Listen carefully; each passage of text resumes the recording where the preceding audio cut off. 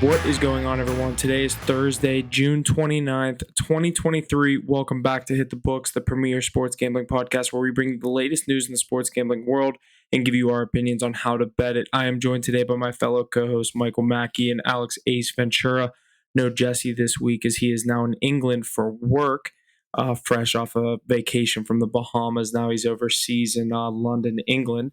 Hoping to get him back next week. Ace is going to bring us our newest segment this week. We have a lot of other exciting topics that we're going to touch on, such as the latest in the NHL offseason moves, the NBA offseason, as well as what's going on in the MLB. First, I'll hand things off over to Mackey. Mackey, how have things been with you? Yeah, can't complain. Still in the dog days of sports, getting through the MLB, but we're getting used to it. We're getting in the full swing of things in the MLB. We had a little tough stretch there, but we're definitely have a grasp on this thing. So other than that, not much more going on. We had the NHL draft tonight. Other sports or the NBA draft last week, and yeah, just getting ready for these seasons to come up. Absolutely. Ace, I will hand things off over to you. How have things been with you? And if you want to roll right into the MLB segment that we're going to get going into, go right ahead. Yeah, definitely. First off, happy to get talking on another week of sports. Like Mackey said, we're in the baseball swing right now. The dog days of summer, it's heating up over here in Rhode Island. So MLB season's heating up as well.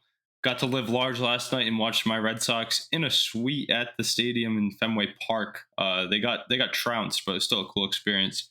Other than that, I'd like to shout out Huff with that Hit the Books merch, repping it on the pod after I did last week. Good move there. But yeah, like you said, going to get rolling with our segment this week. And today, I got a pretty interesting one. Like Mackey said, we're in the MLB season. So I wanted to hear who you guys would put as your all-time starting rotation for an MLB team. Say you had no salary cap, all-time, any year, in their prime. Who do you got for your starting five? I'll shoot it to Mackey first. He's got the Braves hat on, so he seems more ready to go. Yeah, I'll rip this first. No Braves in this, even though definitely there was a few of them that definitely could have got in this. I'm not even gonna say honorable mentions because there's so many that you can put in this list. But I'll rattle these off real quick. Number 5, I got Clayton Kershaw. Early 2000s era, that guy was absolutely unstoppable. I think he's got 3 Cy Youngs. One of the best pitchers of all time, no doubt. Number 4, I'm gonna go Roy Halladay. I think he's got multiple perfect games, if I'm not wrong. Definitely a few no hitters. Definitely at least one perfect game. RIP, but he was definitely one of the best pitchers from what I grew up on watching baseball. Number 3, I'm gonna go Jacob deGrom. Maybe a little bias here, but this guy at his prime is arguably the best pitcher of all time. Obviously, he has his injury problems and the longevity isn't there, but I think a 2, 3, 4 year span there, he was definitely doing things that no other pitcher in the MLB has ever done. Number 2, I'm gonna go Nolan Ryan, just because I gotta throw an old head in here. Just I feel like he definitely deserves it as well. I didn't really watch. Obviously, I wasn't able to watch him as much, but his accolades are there, and just another pitcher that dominated the game. Number 1, I'm going to go Randy Johnson. I think he won 4 straight Cy Youngs in the early 2000s. He's got a few World Series as well under his belt. Obviously known for that throw that he had that hit the bird. That was obviously something that we've never seen before. It's pretty electric. But yeah, that's my top 5. Obviously, there's a few people I left off. I'd like to say John Smoltz, Scherzer, Verlander, absolute elite pitchers. But you can only have 5, right? Yeah, no, I like that list, Mackey. But I like that list, yeah. The DeGrom pick, though, I don't know about that one. Put him 3 in the rotation well. That's crazy. I said bias, but you can't say I'm wrong. Those few years there, he was definitely doing things that I don't think anybody has ever done. Yeah, if you could get him at full health, I mean, it's not a bad grab. See, also, like, when I was making my list, I also kind of forgot the thing that you said, kind of go 5-1. And the order it's in, I kind of could go 5-1, Ace, if you want me to just go right here. Are you cool with that? Yeah, jump in. So, all right, I'm going to go. I do have Verlander at 5. I'm going to go Kershaw at 4. A lot of old heads rounding out my top 3. Mackey, Randy Johnson at 3. Roy Halladay, RIP, number 2. And then Ace, your guy, Pedro Martinez, I'm going to go number 1.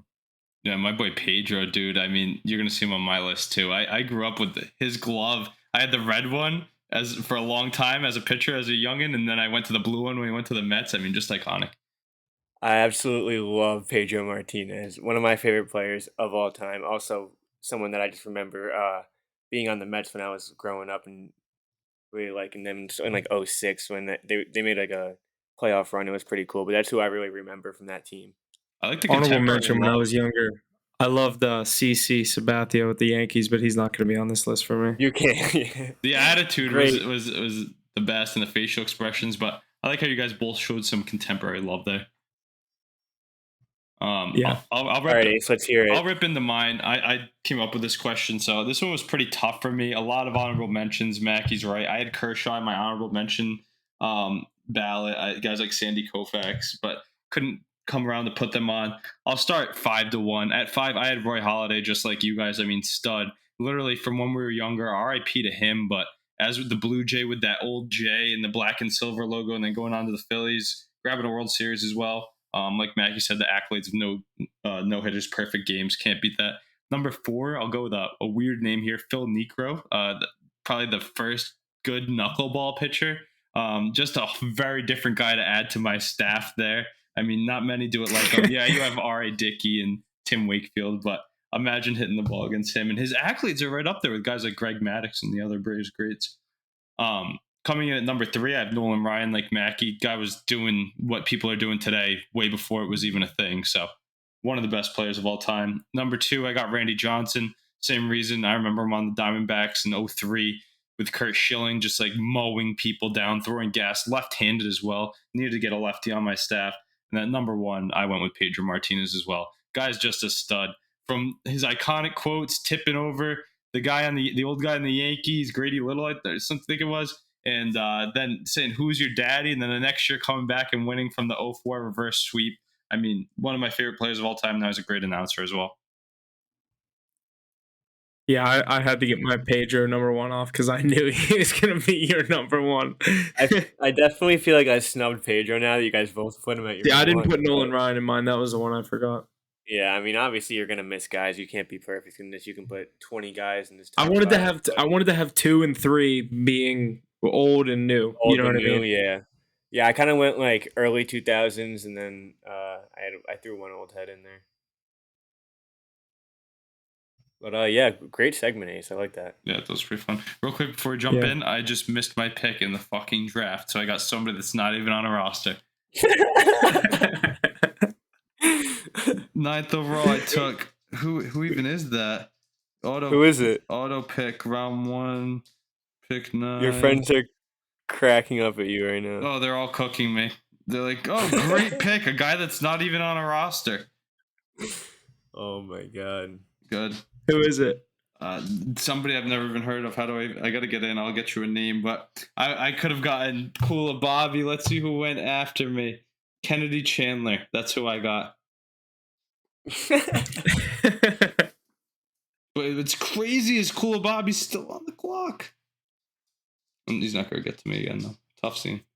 What are you doing? And what kind of draft are you doing? It's a Dynasty Basketball League rookie draft. You play fantasy basketball? I played it last year. I hated it. I've been playing it for a while, but we started Dynasty Basketball League 2 years ago. So every year you just do 3 draft picks for rookies. That's it. And you have to cut 3 guys from your team if you want. You could even cut your draft pick. But last year I came in second place, so I had the second last pick, which I missed here. But the year before I came in last, so I got Chet Holmgren in the first round. So it's pretty cool. Damn, that's super involved. That's crazy. All right, and we are going to jump over to the NFL. We're continuing with our offseason positional rankings this week when we look at another skill position as the boys showcase their top 5 wide receivers coming into the 2023 NFL season. Obviously, last week we did the quarterbacks. We got some good debate out of that. This week we are going to dive into the wide receiver position. Who wants to lead us off here? Ace, you want to go reverse order? You go first here. Yeah, so we're going to go top 5. I'm going to start 1 through 5. Easier for me to not miss someone there. But coming off first, obviously the toughest spot to be, but I'll get right into it. At number 1, I'm going to go with Justin Jefferson. I mean, you see that guy hitting the gritty multiple times every week, scoring touchdowns, putting up 18 catches, 200 plus yards. He's the focal point of the offense. He's the reason you can let Dalvin Cook go. Justin Jefferson's my number one wide receiver. And then coming in at number 2, surprising pick, but I think he makes the leap to this number 2 spot this year. I'm going to go with Jamar Chase, fellow LSU wideout. Another target hog out of Cincinnati. Even with a lot of options in that Bengals offense, Zach Taylor and Joe Burrow still find a way to get him the ball, and he always comes down with it. And matchup night, in my opinion. Coming in at number 3, I'm going to go with Devontae Adams. I mean, how do you sleep on a GOAT like that? He's been doing it for so long. Many people could still put him at 1. I'm going to give the lean to younger guys with better legs, but Adams is still one of the best players in the league. Red zone beast, catches everything, and the cuts are elite. Raiders wide receiver Devontae Adams coming in at number 3. Coming in at number 4, I'm going to go with a crazy pick here. Maybe not too crazy, but I'm going to put A.J. Brown up there at 4. Not a lot of people would probably suggest that one, but after the season he just had, I think more of Jalen Hurts' success can be attributed to A.J. Brown than it can be to Jalen Hurts. I mean, he was that guy. They traded a first-round pick to go get him, and look at what he did to that offense. He made everybody immediately better. And I think if they threw the ball more, his numbers would be even better, but I'm going to put him up there at 4, the Ole Miss product. And then coming at number 5, I'll go with Stephon Diggs. It's a tough call. Stephon Diggs, Tyreek Hill. Different receivers. Is Tyreek Hill even going to play? Until I get that confirmation, I'm going to keep him out, because if not, I'd put the speed there at 5. But I'm going to go with Stephon Diggs. Even though he's had some problems with losing the playoffs, that's going to round it out for my top 5 there. I mean, great players all throughout. It's tough when you get to that nitty-gritty spot. But yeah, going to edge out Tyreek with Diggs just because of the off-the-field problems right now. I like the list. I don't think A.J. Brown is too crazy of a pick. I definitely think he's in that top 7 conversation, so I could definitely see him sitting at 4. I have a pretty not a similar list. I think 1 and 2 are pretty steady for all of us, I assume. But number 1, I'm gonna go Justin Jefferson as well. Coming off an 1,800-yard season, he had 8 touchdowns. Absolutely stellar season, and he just gets the rock every time. Kirk Cousins knows how to get him the rock. I saw a stat, Ace, not meaning to chirp you at all, but he had like very equivalent stats to the entire Patriots receivers, which is not even really chirping the Patriots. It's just like that's how good he is. That's insane what he's doing. Yeah. But Justin Jefferson at 1. Number 2, I'm gonna go Tyreek Hill. I like Tyreek Hill here this year because he has he has a full healthy Tua, hopefully, and he has Jalen Waddle on the other side. He has so many weapons. That offense is so overpowering. I feel like he's gonna get his looks, he's gonna get his yards, and you know how fast he can get in the open field. Number 3, I'm gonna go Cooper Kupp here. Big bounce back season. I know he still has Matt Stafford at quarterback, and I know the Rams don't really have a lot going, but Cooper Kupp, even last year before he got injured, was having one of the best seasons out of all wide receivers. He's an easy guy to overlook at this point, but 2 years ago he was doing things that we've never seen before. He won the Triple Crown, correct? Yeah. And the Super Bowl MVP. Yeah, and Super Bowl MVP. So this guy, not a guy to overlook. I know he had a pretty serious injury last year, but I think he'll bounce back pretty heavy. Number 4, I'm going to go Devontae Adams. For obvious reasons, like I said, you can put this guy at 1 and make a pretty good argument for that. But Devontae Adams is an absolute beast. You don't know who's really going to be at quarterback this year. I think Jimmy Garoppolo had surgery, if I'm not wrong. So we'll see what happens down in Las Vegas. But this guy has so much talent, probably the most talent in the league. It's absolutely ridiculous. So I'm going to put him at 4. And then number 5, I am going to go Stephon Diggs as well, just because of what he can do, what him and Josh Allen can do together. We've seen it year in, year out. The connection they have is stellar, and Josh Allen loves to throw the ball up to him. One of the best connections in the league, if not the best connection in the league right there. So that'll round out my top 5. Yeah, I like that list there, Mackey. I think Cooper Kupp, he should be up there as number 1, but such a tough injury for that position. I mean, I got to see how he comes out off these cuts and what he's doing, and even in training camp and preseason if he gets those looks. But I think it might be a longer road back. Especially the way he plays, he's such like a agile player, and with an injury like that, it's gonna be hard to come back from. But he's tiny, so tiny guys usually seem to bounce back strong off these things. So I'm eager to hear Huff's list, because I was surprised he didn't put Jamar Chase in there. I know he catches some flack for the drops, but such a beast receiver. I think he honestly, I did that off the top of my head, and I definitely meant to throw in Jamar Chase. I'm an idiot. That 7, like you said, though, with Jamar Chase and AJ Brown, Stephon Diggs, Tyreek Hill, that's like you can mix those guys so much, and then you added in Cooper Kupp, who is good enough, but I just think this season, I don't know. So Yeah, I definitely just fucked up with Jamar though. I should have put Jamar in. My bad. All right. I'll start with mine. I have the same top three as Ace. I have Justin Jefferson at 1, Jamar Chase at 2, Devontae Adams at 3. 4 and 5 is where I could kind of switch things up, and that's where obviously kind of like the quarterback position. That's kind of where things get kind of up for debate. Number 4, I put Stephon Diggs. I've always been a fan of his. What he did in Minnesota, I think what he was able to carry over, what he has been able to do with Josh Allen, like Mackey said in Buffalo, what they've been able to do is huge. So I put Stephon Diggs at number 4. Obviously, we don't know what the situation is there going into next year, but I put him at number 4. Number 5, I really want to put AJ Brown, and then I'm thinking kind of like recency bias, dude. I kind of want to put Deebo Samuel here, just kind of like a plug and play, do it all kind of receiver, rounded out. I don't necessarily know if he's in that top 5, but someone I'd like to put up there, maybe 6 or 7 as an honorable mention, but I'd probably put AJ Brown or Tyreek Hill in there at 5 and have Debo round out that top 7 if I had all those names in there. Deebo Samuel, I mean, we're doing running back rankings next week, Huff, so there's a good forecast.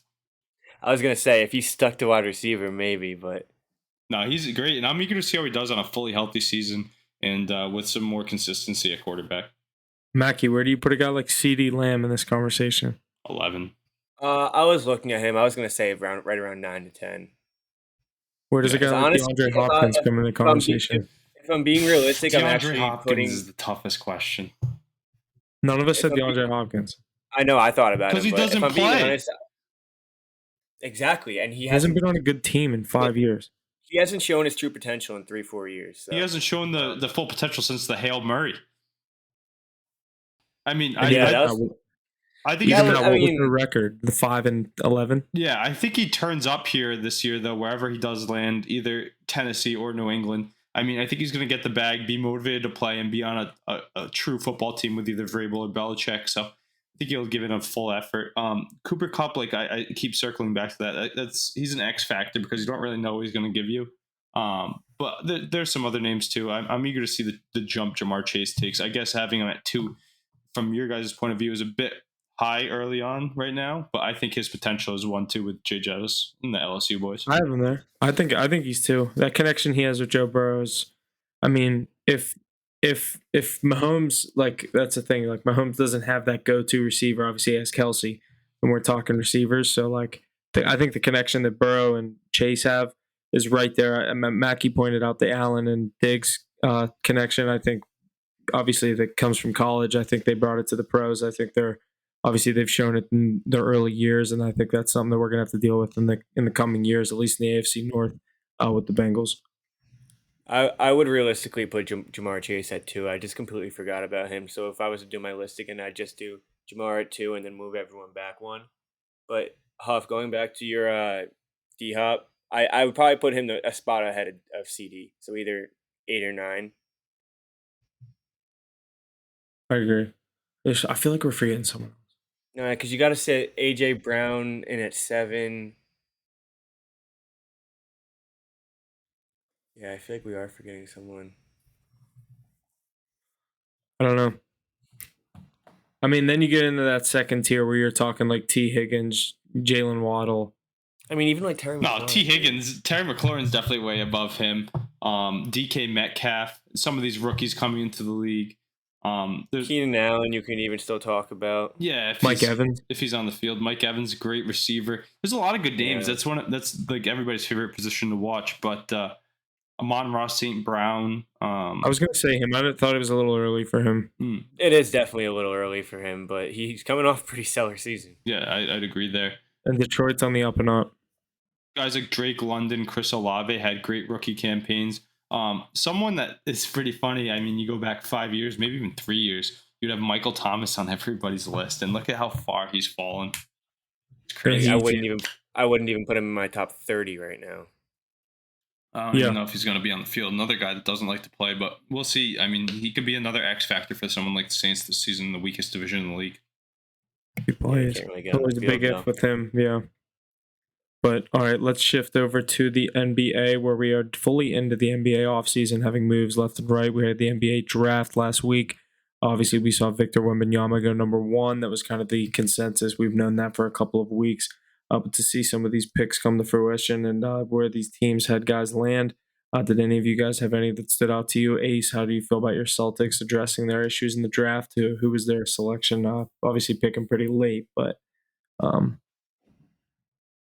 I think it's pretty. Ace, you're muted. you're muted, Ace. Oh, I was going to say, I think their biggest move of the draft was really changing out. They got that second round pick back in the deal with Porzingis and Marcus Smart. They turned that into 4 more seconds. I mean, that was probably the biggest win of the draft, in my opinion, for the Celtics. Just turning more and more out of that trade. So making it look like a win and getting more assets down the line. Honestly, in my opinion, for another trade, I mean, like I said, they need to do more than Porzingis this offseason. Now you have a bunch of future seconds that you can add into a deal. And we saw someone like Bradley Beal go for something similar. So I like what they're doing over there. Got to get over that hump. Yeah. Mackey, what about you? What about your New York Knicks? How are we feeling going into next year? Pretty sure the Knicks didn't draft in this draft. I was going to say, did they not even? I didn't even think they had a pick. Did they make any other moves coming in at the draft? I don't think so. I'm not the biggest Knicks fan, so it's not like I'm on top of that shit. But yeah, see, this is the part of the NBA season where I kind of unplugged from the NBA because obviously not having a team, I kind of just watch all the big headlines. But we'll get into some of these other big ones if you guys are ready to just move on from that. Yeah, I don't really need to talk about the Knicks. All right, and the Warriors acquire Chris Paul from the Washington Wizards in exchange for Jordan Poole. Obviously, we knew Chris Paul was kind of written on the wall that he wasn't going to play a game for the Washington Wizards. He gets moved out to Golden State to be Steph Curry's backup. What do you guys think about this move for Golden State? In my opinion, the money doesn't make sense. I mean, you're picking up $30 million a year to give to Chris Paul. That money can definitely go elsewhere. But I mean, I don't really like Chris Paul actually, but I think he can get the job done on a team like this. I mean, he doesn't have to be the guy, and he's had to be somebody pretty important in Houston and in OKC and in Phoenix. My bad. He's had to have a pretty big role. I was drawing a blank. But he's had to have a pretty big role for his past 3 teams. So he coming off the bench here. So I don't know. It'll be interesting to see how he does. Yeah, I like that move definitely. I mean, it's the Golden State Warriors. We know they're going to be in the hunt either way. They need to make a shift with all the moves going around out west and the super team that is the Denver Nuggets. I mean, I like bringing in Chris Paul. Jordan Poole, I guess they're trading it in for the win now method. I don't blame them, but he should be a part of a nice rebuild in Washington. Washington's doing some big things right now. I swear they're going to be good in 3-4 years. Yeah, they're offloading everybody. I mean, with the Porzingis deal, the Beal deal, acquiring Poole. I like what they've been doing, and they've been drafting well as well. Yeah, we'll have to see what comes of that. Another move and another young team. Former All-Star John Collins has been dealt from Atlanta to the Utah Jazz for Rudy Gay and a second-round pick. Obviously, I was a big fan of him, a Wake Forest product. John Collins, he was a big part of that young Atlanta Hawks team with Reddish and all those other young guys, Trae Young, they have down there. But I don't know, Mackey, what do you think? Yeah, the team kind of just never really lived up to it, and John Collins out to Utah. I don't know. Utah was a decent team last year. Do we think this could be a decent pickup for them? No, I mean, it's just sad to see that Atlanta team. They're in the Eastern Conference Finals 3 years ago, maybe. And every single role player that they had, other than Trae Young's not a role player, but every single player that they really had that was important, is pretty much gone now. So I don't know. Going out to Utah, I don't really think Utah can make much noise. They started off the season well, but they didn't make the play-in or anything. I think they finished like 7 or 8. Yeah, they ended the season on a terrible run. Yeah, Utah's kind of dead out there right now. But I don't know. John Collins, this guy kind of fell off. Yeah, he did. Obviously, and you made that point. I kind of forgot the Atlanta Hawks made the Eastern Conference Finals. What was that? You said 2 years ago, 3 years ago now? 2 or 3. I think it was 3 now thinking about it. But Kevin Huerter, you had John Collins, you had Cam Reddish, all these guys playing good basketball for them. They're all gone now. Yeah. They just kind of... Yeah, I thought that was weird too, Mackey. I thought they had something good going there, and it kind of just blew up pretty quickly. I feel like they thought like they knew it was a fluke run, to be honest. But they were consistently in the playoffs for like 3 years, and the East gets pretty weak when it gets down to those lower seed playoff seeds. Oh yeah, definitely. I don't know. I don't know what they're thinking down there. Yeah, we'll have to see what comes of that. There was obviously moves and then moving on from Trey Young, and now they move on from John Collins. We'll have to see what comes of that. I think Trey Young's going to be there to stay at least for next season, but we'll move on. Another move in the East, a three-time All-Star forward Chris Middleton has declined his $40 million player option with the Milwaukee Bucks to become a free agent. Where do you guys see Chris Middleton going? Obviously, one ring 2 years ago with the Bucks. We obviously could be a huge piece on any of these teams. This obviously could be a money move, just looking for a new deal with Milwaukee. What do you guys think? Where do we see Chris Middleton going? I definitely think it's what you just said. I think it's more of a money move for Milwaukee, and they need to get him at a better price. I don't see him leaving that team as long as Giannis is there too. I mean, they need their Robin to the Batman, so I think he stays put, and that team sets its eyes on another championship run. Yeah, for, I think for good reason. I think he's a key piece to that stellar offense that they have. They have all the pieces there in Milwaukee. We've seen them win a championship already. With Giannis, you can pretty much do anything. But dude, if he gets dealt, whoever gets him is getting a good fucking player. I'll tell you that. I love Chris Middleton. I've always loved Chris Middleton. Pretty overlooked too. So He was really, injured most of last year, so hopefully coming into this year healthy, go see what he can do. yeah, I really like this guy. So if he does get dealt, it'll be interesting to see who gets him. Be a big market if so. Yeah, absolutely. I mean, You guys, Milwaukee's Milwaukee, but they won up there, and obviously, I mean, when Giannis is there, like Mackey said, I think he got the pieces in play to run it back. what do you guys think are some landing spots that he could end up? Where do you think he'd fit? He'd fit anywhere. I mean, especially today's NBA, the size and the outside shot. Bring him to Boston. I know they can't afford him, but that'd be a great ad. Someone like the Heat would definitely be a player in that race, I think, as well. As they're searching for a guy like Beal that they missed out on. So I think everybody would be involved, but definitely one of these teams that's just missing out on winning a championship could add him. Yeah, that is a good point. I don't know. I honestly think it's what I said or what they said initially. I think he will end up with Milwaukee. I think it's mostly just going to be a money move. To run it back with Giannis another time, just free up some money. Or I mean, sometimes these guys deny these $40 million deals and end up getting 50 or whatever. You know what I mean? Like, I'm not saying Chris Middleton's going to get a super max or whatever it is, but I think he'll end up back in Milwaukee. But we'll see where that goes in the coming weeks when the NBA free agency gets under roll. We will kick things over to the NHL, where we had the NHL draft kickoff tonight at 7 p.m. Someone want to pull up these results if you want to go through some of these? I got him. And we will go through these top 5 picks. Mackey, let's hear who ended up through the top 5. We'll give the top 5 here. Chicago drafted Connor Bedard first overall. I think he was minus 10 million to go first overall. Who was more favored to go number 1, Wembanyama or Bedard? Gotta be Bedard. Bedard's been so long. He's been the number 1. They're both. I mean, it's the next LeBron and it's the next McDavid at this point. It's what they're both. But Bedard's been the number 1 pick in his class since he was 15 years old. Yeah, that's true. That's true. Number 2, Leo Carlson went to the Ducks. Kind of a surprise here. Adam Fantilli, who went 3rd overall to Columbus, was projected 2nd overall for a very long time. Probably a last-second thing that Leo Carlson going here, but overall both insane players. So, yeah, Adam Fantilli to Columbus at 3rd. You got your first American off the board. He played NTDP. Will Smith went 4th to San Jose.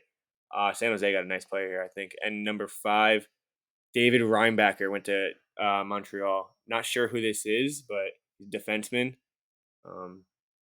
Yeah, so that rounds up the top 5. I saw that I was going to say, so Fantilli slipped. That's surprising. I thought the Ducks were kind of a lock to pick him. Yeah, I saw you guys follow the Heat Daddy on Twitter. He was saying, imagine being pegged as going number 2 overall all offseason. You're going over to sunny California. They're like, nope, we're going to take this guy, Leo Carlson. You're going to go play in Ohio. No disrespect to those guys out there, but much different scene. Go live it up in Irvine, California with Trevor Zegras. Nope, you got to go to Columbus, Ohio. Tough scene. I mean, and you get to go play for Mike Babcock, right? He's going to be ripping him on the bench the whole time.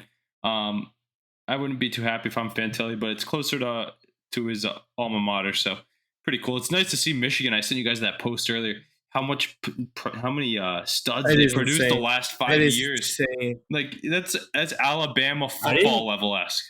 Yeah. 2 years ago, if I read it correctly, they had 4 of the first 5 draft picks. Yeah, 2021. That is absolutely insane, dude. Like that's all American players too. I mean, it's not wrong. We saw them in the Frozen Four this year. I mean, they're powerhouse year in and year out. That's where you're going to play if you're playing NCAA hockey and you're going to be a top draft pick. Yeah, obviously. That post that you said, I was swiping through that. I was like, damn, I didn't realize half these dudes went to Michigan. But like you said, that is literally the Alabama football of hockey. No, no goalies off the board yet. We're 19 picks in, no goalies. It's because Aiden Hill just won the Stanley Cup. That's a good Shout out to point. him for getting the extension, though, and staying put. The NHL teams are figuring out that goalies are not the key to championships. Yeah, I mean, Andre Vasilevsky would agree to disagree, but recency bias, you're not wrong. All right, we will move into some of these moves that have happened throughout the NHL offseason so far. The Colorado Avalanche are sending forward Alex Galchenyuk to the Nashville Predators in exchange for Ryan Johansson. Predators will retain 50% of Johansson's salary.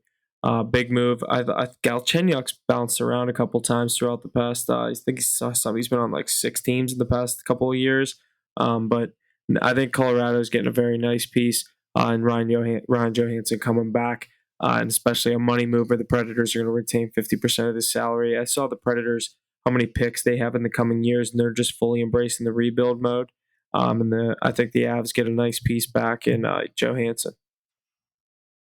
Yeah, I like that move, getting Johansson, a guy who's hungry to win a cup. We saw him there a few years ago. He lost out to your Pens, Huff, right? Great leader, great player. Obviously, has had a few down years. I think dealt with some injuries, but scoring went down. But a great depth piece. I know that they're moving on from guys like JT Compher as well, Alex Newhook. So I think this is a good ad. Would like to see him make a deep playoff run in the West. So keep cheering for him since he stayed out there. But I like this move. Brings a lot of grit, leadership, and veteran stability to a lineup. Yeah, absolutely. And we'll move back over to the East, where the Devils have made a few recent moves as they recently extended Timo Meier 8 years, moved on from goalie Mackenzie Blackwood, and dealt Yegor Sharangovich for Tyler Toffoli. Can these moves spur them into a deeper playoff run, or do they need to continue an already strong offseason? Mackey, I'll hand things off over to you. Rangers, Devils. What do you think? These Devils look like they're kind of beefing up for another playoff run. How do you feel about these New Jersey Devils? Yeah, I have some things to say about this. First, this team has feared me, or has put fear in my eyes for the past year now, and what they've done last year. Going into the playoff series, everyone was like Rangers have it, they had the experience, and I was like, I don't know, I'm not overlooking this Devils team. They're good, and they're better. Like they're good now. Adding Tyler Toffoli to that team was exactly what they needed. The Rangers wanted that so bad, and he just went to the other side of the river. But they're a goalie away from being, in my opinion, the Stanley Cup favorites, or at least top 3. They had a top 3 record in the league this year. They had the experience. They have a playoff series win. You have Jack Hughes. I think easily a top 3. Easily a top 3. You have Jack Hughes, who should be a top 4 player in the league this year, in my opinion. You have the depth now. You have defensemen. You need if you add Connor Hellebuyck to this team, definitely a top 3 contender, in my opinion. One thing I do want to say about Timo Meier is that I think he was overpaid, but he is a good piece to this offense. Yeah, that's a good take, that last one there. And you're not wrong with getting Hellebuyck. I mean, that's crazy to me that Winnipeg's parting ways there. I would have done whatever I could to keep him. But, yeah, I mean, unless you must have blocked it out of your memory, do you not remember Akira Schmid? I mean, he was lights out in that playoff run. No, he was lights out against the trash Rangers who don't know how to play offense. Yeah, I mean, it'll be interesting, though. If they can somehow get Hellebuyck, that's a force to be reckoned with. But I love these moves. You got to love a top 6 that features guys like Jack Hughes, Nico Hischier, Timo Meier, Jesper Bratt. And now you're adding Tyler Toffoli, too. It's just another great weapon, a right-handed shot that they desperately needed with everybody else being left-handed that I just named. I like this move for the Devils, and they're just getting better and better. Toffoli always finds himself bouncing around. I don't know why. He's such a good player, but he's always on some type of contender, so maybe he'll find himself back in a cup. He is so key in my opinion. I think this makes the Devils so much better. I mean, the teams that you see him on, every year he gets dealt, and it's supposed to be a super team. Team falls apart, and he's dealt again. You are kind of right about that. It's funny. Hopefully, it happens again. Not because of him. He's a great player too. Sniper, goal scorer. Just yeah, crazy to see. But moving on from Blackwood's the right move, I think, as well. One more thing I want to say about this. Do you guys think it's crazy that I just said Jack Hughes could be a top 4 player in the league next year? No. No, I don't think he'll be a top. I personally don't think so. But his age and what he's already come to and what his ceiling could be, I mean, you couldn't be far off. But I'll take other guys. I could probably name 4 off the top of my head. I'd take before him. I don't know, dude. He was fun. He looked so good the end of last season. I definitely could see what Mackey saying top 4 in the league next year. I say this because I think he has something in him that I see that I've literally you only see it in McDavid and McKinnon. He has that explosive feature to him that nobody else has on the ice, and it's so obvious that he's just so much better at hockey than everybody else. Problem is he's 180 pounds, 5'11". Yeah, you think Connor Bedard's going to be better than him? It's too soon to say. I think Jack Hughes is definitely a generation. I'm gonna like the NHL giving Connor Bedard a way too early NHL award. I'm gonna give him the award over Jack Hughes, which is crazy to say. I'm gonna take him over Jack Hughes. I mean, yeah, you can definitely go either way here. Obviously, you can make your case for Bedard, but both so young, they're gonna be battling it out for years to come. It's gonna be pretty cool. Yeah, this Devils team is definitely on the up and up, just like the Rangers. So they might be the team from the river that's really taking off. Rangers aren't going nowhere. Not yet. We'll see what Peter Laviolette can do. Oof. And another move that we had that I actually really liked for the LA Kings forward, Pierre-Luc Dubois, has been sent to the Los Angeles Kings in a sign and trade. Dubois then signed an 8-year, $8.5 million per year extension to stay in LA for the next 8 years. Obviously, LA coming off a playoff appearance last year, loss against the Edmonton Oilers. Put up a good fight. I believe they lost that series in seven games, if I remember correctly. But 6 to Vegas. No, LA. I thought they lost to Edmonton in the first round. I thought you were talking about the Oilers. My bad. Yeah, no, 6 to the Oilers. Yeah, but I don't know, dude. I really like this move for LA. I think this LA team is on the up and up. I saw a list of their lineup or their potential lineup coming in the next year, and they're definitely a team I could see putting up a fight. Yeah, and that West is so weak. I mean, compared to the stacked teams out east. We talked about your Penguins and a move we're going to get into later, but we were talking about teams that want to win now and they're sticking to their guns with Crosby and that. I think the LA Kings did it the right way. They had their cup runs. They won 2 or 3 in the mid-teens about 10 years ago. 3 years. Yeah, and they kept their stars like Anze Kopitar and Drew Doughty around, and they built around guys that were Dustin Brown and others that were still there, but they still have Kopitar and Doughty, and they brought up this youth that's really blossomed into a good team. Now they're adding guys like Dubois, and they added Korpisalo. I like all these moves they've been making out there in LA. I think they can really stake that claim to another playoff spot back-to-back years. They also still have a stud in Alex Turcotte that's been in the AHL. I think he's been in the AHL. He could be injured, but he was drafted 5th overall in 2019. Kid's a stud. He played NTDP too. Definitely a name you're probably going to hear in the next few years. I love their young core. I think the Kings have something good going on. Yeah, one other move that we didn't really note here, but Sean Durzi, they dealt him to the Coyotes from their blue line. In that Kings team, I mean, they just have so many names. Quentin Byfield's out there. People forget about him. Kaliev? Yeah, I like Drew Doughty leading the way though, and guys like Iafallo stepped up. There's depth all throughout that team. And Kempe, I like Kempe. Kempe's a dog. Yeah, there's just so many names there. I mean, how do they not get back to the playoffs this year? And 6 games against the Oilers, that's not an easy task. So they definitely have a bright future ahead, just like those Devils we were talking about earlier. Dude, the Mets bullpen is actually a AAA bullpen. I'm not even kidding. Sorry, I didn't mean to do that. Our best reliever is Adam Ottavino, and he just gave up a 2-run fucking single on the top of the 8th. And another move that we had out west, the Colorado Avalanche bolstered their prospect pool by sending Alex Newhook to Montreal for a player, a first and a second round pick. Obviously, the Colorado Avalanche, obviously the Cup favorite coming in the next year, looking to build their forward of their future. I'll get into this next point. The Philadelphia Flyers continue to unload as they move on from the costly Kevin Hayes by receiving a sixth-rounder from the St. Louis Blues. I mean, full rebuild mode. We've been talking about it when they moved on from Provorov. There were murmurs of Hart being dealt. I think he will be as well, but they're just getting, it's a fire sale there. And for a sixth, Kevin Hayes still has a big impact on the game. I think good move by the Blues.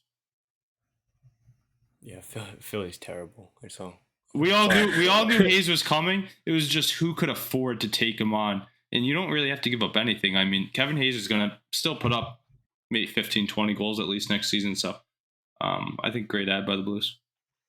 Yeah, I agree. And the Boston Bruins are looking to retool their roster this offseason after a disappointing playoff run. To free up some cap space, they dealt Taylor Hall and Nick Foligno to the Chicago Blackhawks for multiple prospects. Expect many more moves to come for Boston. Ace, we have finally received your last text that says Taylor Hall. Taylor Hall is not a Boston Bruin. You know what's funny is, like, I knew you guys would say that. My buddies, so we were on Xbox the other day, and I was with a couple of buddies from around here, and then one friend who's from Long Island, so he's a Rangers fan, loves to shit on the Bruins a bit. But he said, "Oh, you guys love saying Taylor Hall is so good." I said, "No, never said he was good. I just said he's a Boston Bruin. Loved having him, but he was definitely overpaid. I'm so happy they moved on from him rather than other guys. And fingers crossed that this is opening the door for a Tyler Bertuzzi reunion.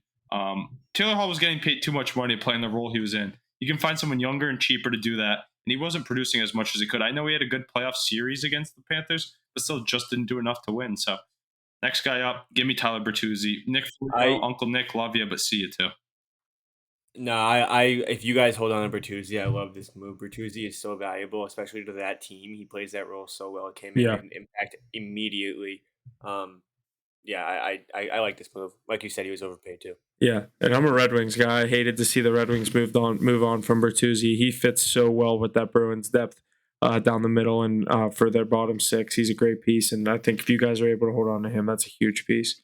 Yeah, him and Pasta, dude. Didn't him and Pasta have a crazy connection? Yeah, I think if we can hold on to him, I'm hoping we can re-sign him. That's the biggest need in my opinion. But Don Sweeney's got to be creative. You're already seeing that with this move. He's going to make a lot of trades. He's going to sign a lot of people when he frees up the money. He's going to have to make a decision with his goaltenders. I think he's going to get pressured by people sending out qualifying offers to Jeremy Swayman with a high total and making him match that, or decide who's his goalie of the future, or what he's going to do. And I'm hoping Bergeron stays for one more, because if we can get a line of Zacha, Pastrnak, and Bertuzzi, and then Bergeron, Marchand, DeBrusque, I think we're back in business. So it's going to be a long summer, but I don't envy the work Don Sweeney's going to have to do, but I think it's going to be fun to watch it unfold. Still got a lot of hopes in that team. Yeah, a lot of big names still on the roster. And we had the NHL awards this past week.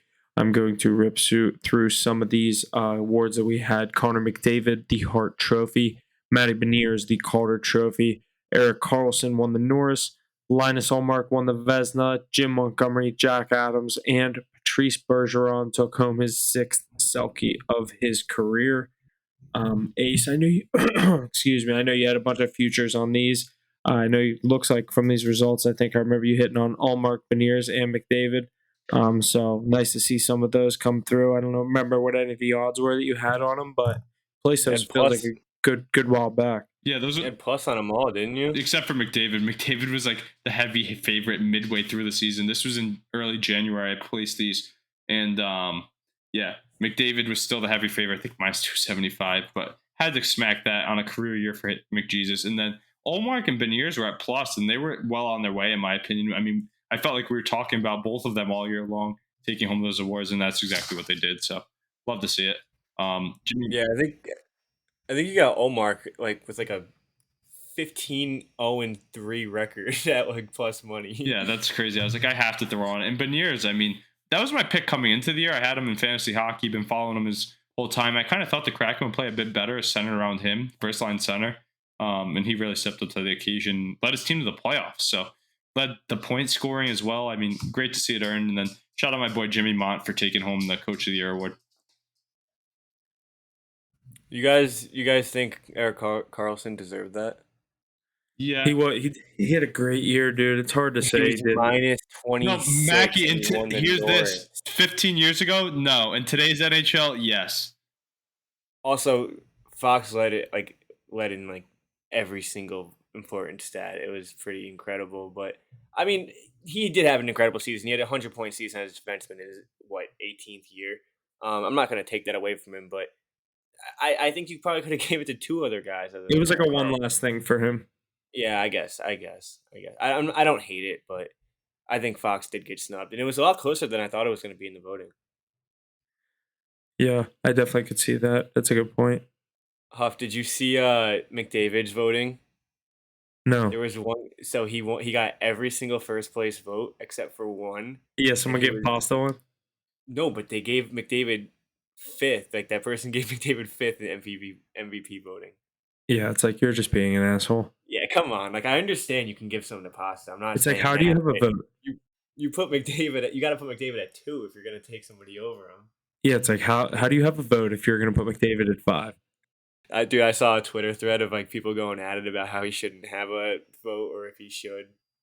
And like, dude, if you're doing something that outlandish, there are not 4 guys in the league this year that deserve that over him. Yeah, especially this year. One of them was like Ilya Sorokin. I think you had Ilya Sorokin at like 3. It was ridiculous. Yeah, he's like, yeah, dude, I'm taking Sorokin over McDavid going in the next year. More valuable. But we will switch things over to the baseball world where we had the College World Series wrap up this past weekend. After losing game 2 by 20 runs, the LSU Tigers bounced back to win the College World Series on Monday by defeating the Florida Gators by a score of 18-4. And the state of Florida just stays losing in championship games, as now the Florida Gators are the latest Florida team to lose and come in second place. Philly has totally just been put on the second place seat. No pun intended there, but Florida, they just can't get a championship, can't bring one home lately the past couple months. Yeah, no, that's crazy to watch. That's a good point, Huff. I didn't even think about it. But the funny thing to me is you win by 20 runs and the next night you get blown out. I mean, next game you get blown out. That's crazy. And that's just It's a college shame that sports World for you. Series was blowouts game 2 and 3 because game 1 was so electric. Right? Game 1 was 11, awesome. 11 innings? Yeah. 4-3 win. I was watching that at the bar, and when he hit that home run, I was like, let's go. I was on LSU game 1. I don't know much about College World Series or even college baseball for that, but I guess this is how it goes. It's just win by 20 or lose by 20. No, but it comes down to the pitching, honestly. And if your pitchers go one day and you don't have pitching for the next day, that's what my friend was telling me, that pitching's very hard to come by. The elite arms are spread out because the league is so watered down. It's kind of like good quarterbacks in college football, I guess. Once you get past those top teams, everybody's is about equal. All right, and we will switch things over to the MLB where we will go through our weekly power rankings. Mackey, do you want to take us away from here? Yeah, so this week's power rankings, we have a newbie on the list. It was a close one, but they did sneak their way in. We got the Miami Marlins coming in at the 5 spot, making their debut. This team's been pretty electric. I think they deserve it. There's a few teams that deserve it. The Reds were right there. Giants are right there. The Diamondbacks obviously are right there. I think that's who they nudged out for that 5 spot. But I think we're going to see this list changing a little in the next few weeks. Number 4, we got the Texas Rangers. Been on there for a few weeks straight, holding steady. Still one of the better teams in the league. Number 3, Baltimore Orioles. Number 2, Atlanta Braves. Number 1, Tampa Bay Rays. Yeah, Mackey, with that Marlins team really jumping up everybody's rankings, got to be the most surprising team of the midway point of the season. I mean, who would have thought that in that tough NL East with the Phillies and Mets that they would be in second place, excuse me, behind the Mets. And they've really just shown their way. Obviously, we thought Alcantara was going to be him, and he wasn't. But they've had guys like Luzardo and Yuri Perez step up. AJ Puck really closing down that bullpen. But guys like Luis Arias batting 400. You trade away Pablo Lopez, and he stepped up to the plate. You brought in Jorge Soler, and he's having an MVP first half. He's going to be an all-star, maybe home run derby type guy. And then the lineup goes down. You got Jazz, who hasn't even played good baseball yet. If he can get into stride, they're going to be rolling. He hasn't played all season. Yeah, that's what I'm saying. Early on, he was playing for the first few months. Then he missed a month. Oh, okay. Yeah, missed a month or two. Yeah, dude, those first three batters with Arias, Soler, and De La Cruz, it's very tough to get through those three. I was the other night. Arias led off, didn't even get a hit, and I think they scored 4 runs in the first inning. Yeah, that's So crazy. even if you do get through a guy who's batting 400, you have a pretty stacked lineup behind it. That's why the Marlins are so good right now, and the pitching is clicking and everything.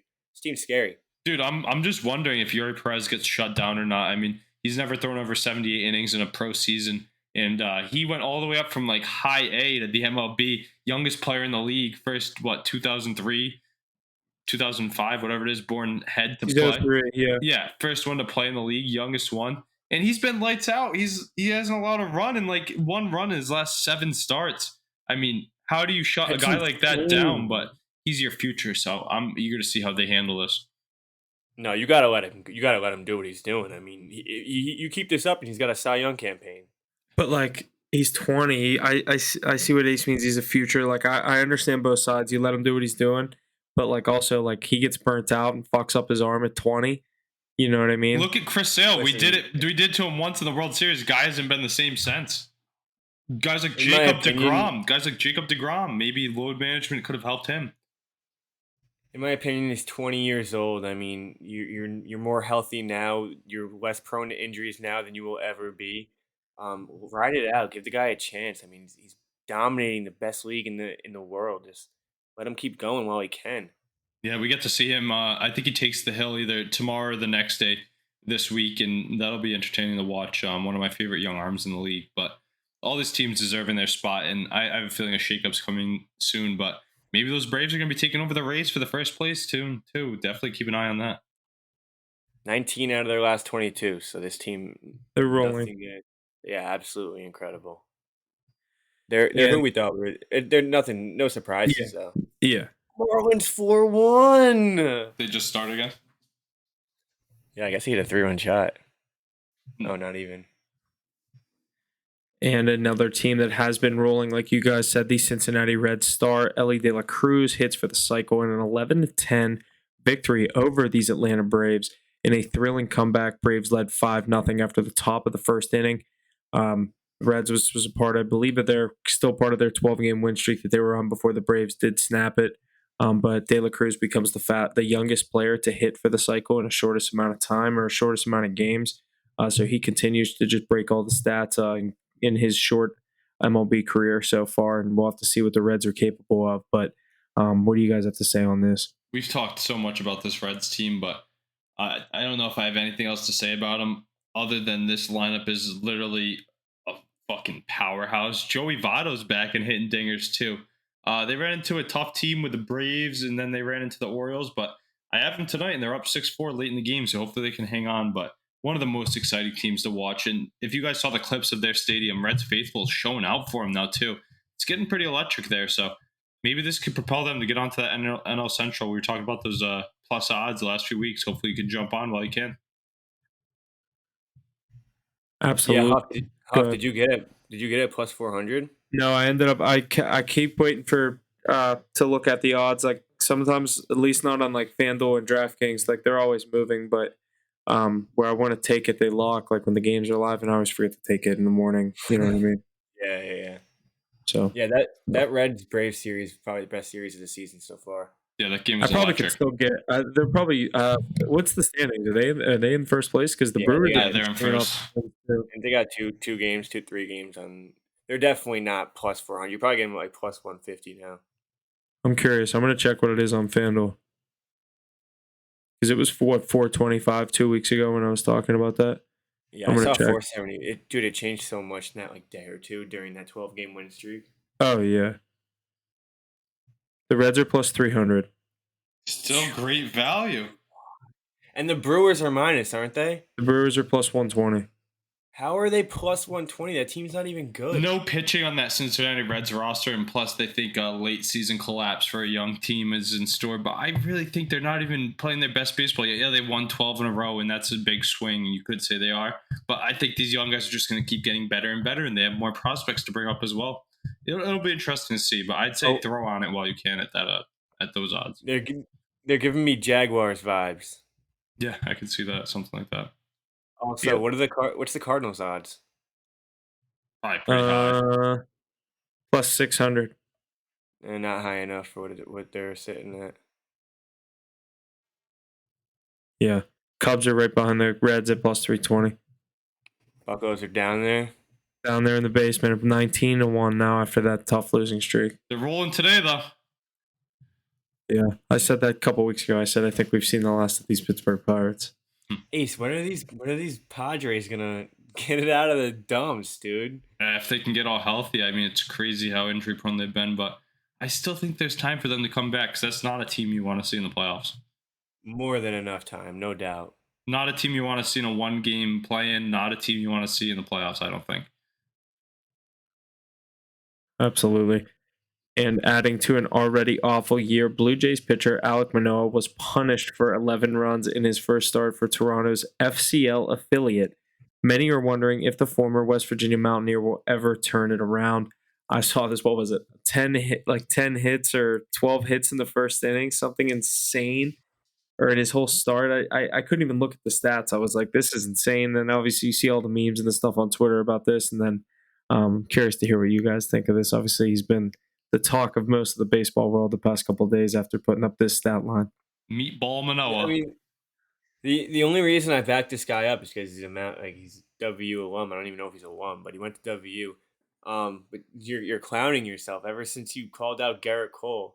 Garrett Cole has been absolutely stellar, and you're getting lit up for 11 runs in 1.2 innings in Double-A baseball. What did he say? Wasn't his quote, the only pressure I know is in tires, but there's a lot of pressure on you right now. But I did read one thing that may have added to his failures this season. I think the pitch clock is really screwing with him, so he's gonna have to figure out a way to maneuver around that. Big guy. I think he had like the highest time in between pitches last year or something. So it's definitely has something to do with that. I don't think it's coming this year. I don't think it's coming this year, but he's still so young. I think he'll eventually get back to it, but might need a change of scenery from Toronto. Absolutely, and we'll touch on a couple of guys that have been on absolute fire these past couple of weeks. Currently, Shohei Ohtani, Luis Arias, Ronald Acuna Jr. are playing the best baseball in the season's first half. Meanwhile, a guy that we mentioned, Elly De La Cruz, Yuri Perez, and Corbin Carroll have led the way for the Rooks this season. Keep an eye on those guys in the coming weeks. Absolutely, and as we look ahead for the MLB All-Star rosters to be announced, tune in next week when we disclose who the starters will be for both the American and National League. Other than that, do you guys have anything else you want to say on the MLB? Yeah, we'll definitely get those all-star rosters out to you guys next week. I know they're in that final phase now. We have to pick the starters, but let it be known that both Shohei Ohtani at the DH position in the AL and Ronald Acuna Jr. at the outfield spot in the NL have already clinched their starting role with their vote leading in their respective league. So we'll definitely get that for you. I'm eager to see these starters, and then I'm happy to watch that best talent in the world on display. They actually announced the futures game as well too, so that's actually pretty fun to watch. Absolutely. Yeah, Acuna and Ohtani, two faces of the league of the MLB at this point. Ohtani is absolutely ridiculous what he's doing. You see what he did last night? 3 for 3 the other night, 2 home runs, I think it was 2 solo shots. 7 innings pitched, was it, with like 10 Ks or whatever it was? Only 1 earned. How do you do that? It's unreal. He's on pace for 50 game. plus home runs and like 250 plus Ks. His win share was 0.4 on the offensive side and 0.4 on the defensive side. It's almost a full win. It's like never been seen before. The market just keeps getting bigger and bigger, and the price tag for Shohei Ohtani just keeps going up and up. He's gonna get 600. He might get $700 million on a contract. I mean, he deserves it for how often he plays and how often he pitches. But question: how long do you think he can keep this up? It's definitely it's right there with like Lamar Jackson scrambling. It's the same exact type of thing. You You can't do think? this forever. Yeah, 100%. There's no way he can No, keep this he up can hit forever. the No baseball way. like that. He's 28, dude. Yeah, it's the MLB. Yeah, but it's the stamina. You're not gonna have you don't have the athleticism that you did when you're Paul 28 when you're Goldschmidt good. just won the NL batting title last year at what, age He's a 35? DH first baseman. He's not throwing 7 innings every fifth day. Yeah, but that's what I'm saying. The pitching, you might have some legitimacy behind that, but I don't think he'll lose his talent with the bat. No, I'm not saying that. I'm saying being a dual threat as good as he is, how long do you think he can do it? At least till he's age 33 season, 32. You think there's 6 more Yeah. years of this? 5. I'd say he's got 2 more years of. Did you guys ever read the plan he had and that he's already I'd say followed to 4. a T? Mackey, realistically, Mackey, I'd say 3 to 4. I think once he gets his $700 million contract, he's definitely gonna chill out on training. They're gonna load manage him a lot more. Yeah, Very- yeah. I mean, he's gonna be a completely different player. It's tough to compare him to anything we've seen though, because we've never seen a player of Asian heritage really be this premier and a dual threat like this. I don't know.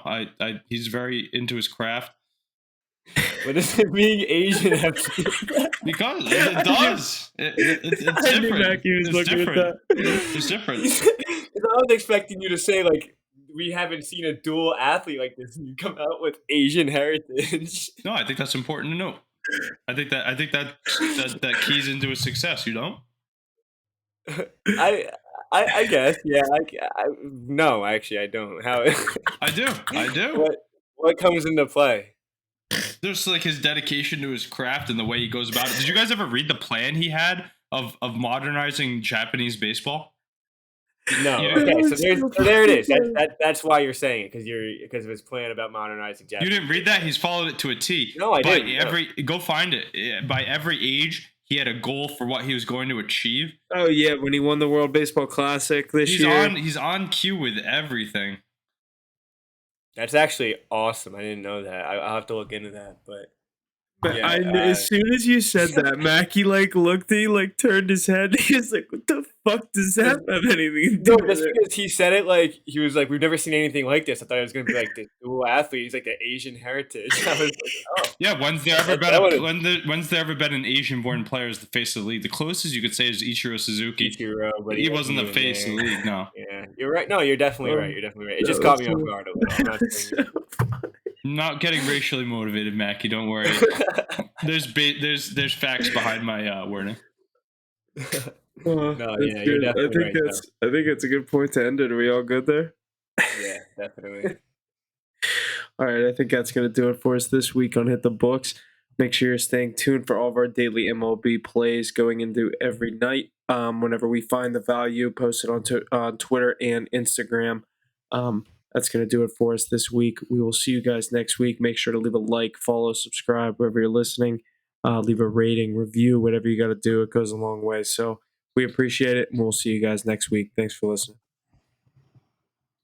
And that's going to do it for us on this episode of Hit the Books. Thank you to everyone who tunes in each and every week. Without you, we wouldn't be able to do what we do here. So please like, share, and subscribe wherever you can. And don't forget to check us out on Facebook, Instagram, and Twitter for our plays each and every night in the NHL, NFL, MLB, NBA, college basketball, and college football.